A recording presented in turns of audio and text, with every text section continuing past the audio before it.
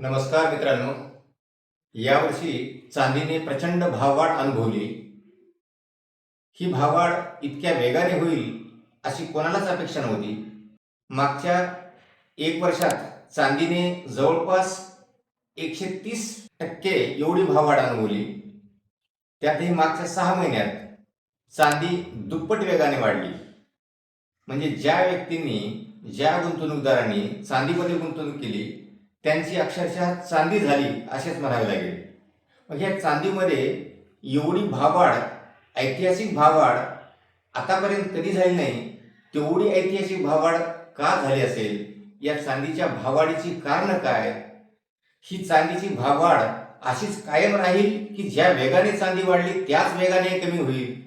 सामान्य गुंतवणूकदारांनी, सामान्य ग्राहकांनी काय करावे या संदर्भाने या व्हिडिओमध्ये आपण काही चर्चा करणार आहोत, काही मुद्दे पाहणार आहोत जे की सामान्य गुंतवणूकदारांना आपला निर्णय घेताना हे मुद्दे नक्कीच मदत करतील. तर मग चांदीची भाववाढ का झाली या संदर्भाने या चांदीच्या भाववाढीची कारणे काय ते आपण पाहूया. या चांदीच्या भाववाढीमध्ये सगळ्यात महत्त्वाचं कारण म्हणजे जागतिक पातळीवर चांदीची मागणी प्रचंड वेगाने वाढली आहे. पूर्वी चांदी ही फक्त दागिने आणि आभूषणं याच्या निर्मितीसाठीच वापरली जायची, परंतु आता चांदीची मागणी औद्योगिक क्षेत्रामध्ये मोठ्या प्रमाणात वाढलेली आहे. यामध्ये सोलार निर्मितीमध्ये चांदीचा वापर होतोय.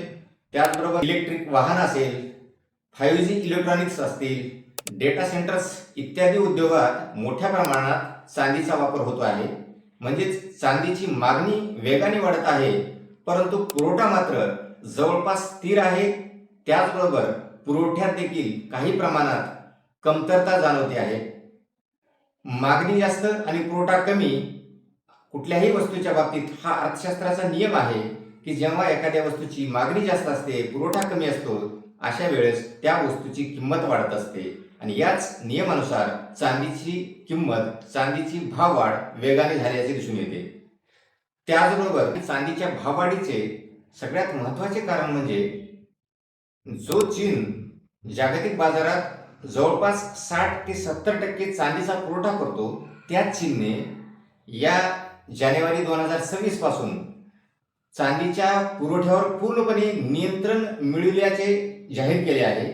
म्हणजेच चीन या चांदीचा किंवा सोन्याचा पुरवठा जागतिक बाजारपेठेत नियंत्रित करील. म्हणजे जागतिक बाजारपेठेमध्ये निर्यात मोठ्या प्रमाणात करणार नाही, निर्यातीवर नियंत्रण मिळेल. परिणामी होईल काय की चांदीचा पुरवठा मर्यादित होईल, चांदीचा पुरवठा नियंत्रित होईल आणि चांदीचा पुरवठा कमी होईल.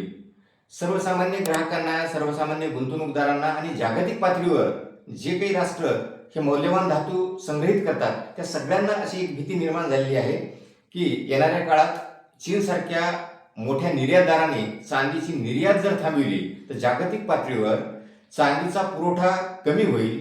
मागणी तर वेगाने वाढत आहे, परंतु पुरवठा कमी झाल्यामुळे, मागणी आणि पुरवठ्यातील विषमतेमुळे चांदीची भाववाढ आणखी वेगाने होईल.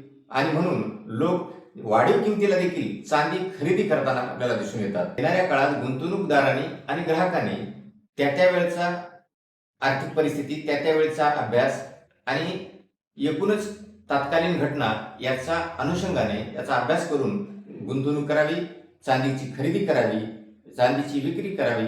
या संदर्भाने चांदीच्या खरेदी विक्रीचा निर्णय घ्यावा. ही माहिती आवडली असेल ती व्हिडिओला लाईक करा. अशाच प्रकारच्या अद्ययावत माहितीसाठी चॅनलला सबस्क्राईब करा. धन्यवाद.